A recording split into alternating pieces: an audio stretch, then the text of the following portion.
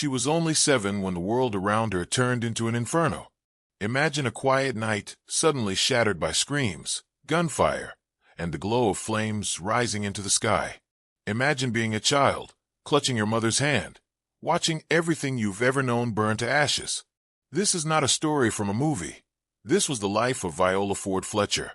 And with her passing at the age of 111, the world has lost not just a survivor, but the final living heartbeat of one of the darkest chapters in American history.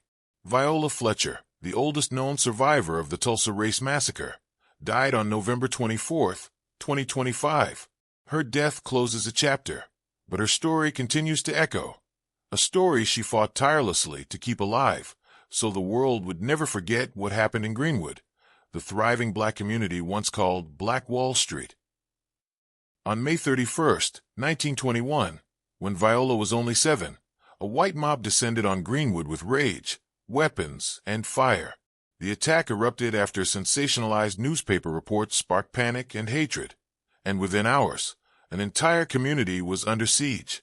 Viola remembered the terror in haunting detail, the smoke choking the air, the sound of gunshots, the chaos of families running for their lives. She described seeing houses burning, businesses looted, bodies lying in the streets.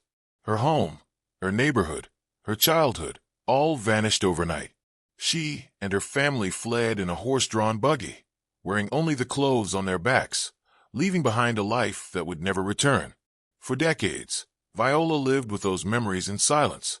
Like many survivors, she carried the trauma quietly, never truly healing, yet never forgetting.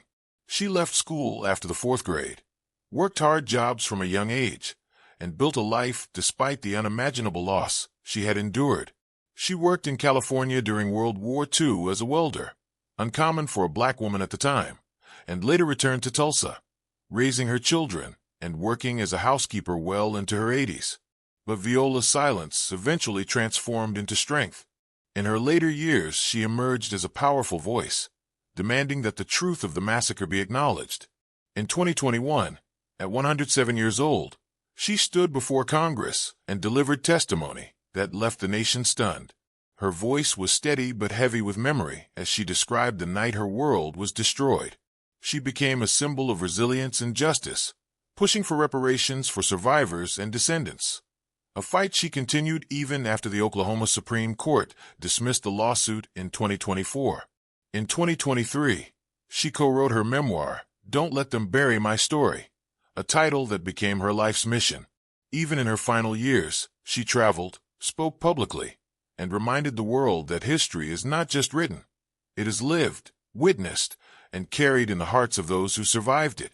Viola Ford Fletcher was more than a survivor. She was a reminder of a past many tried to erase. Her passing marks the end of a living link to the Tulsa Race Massacre, but her courage ensures her story will never be buried again.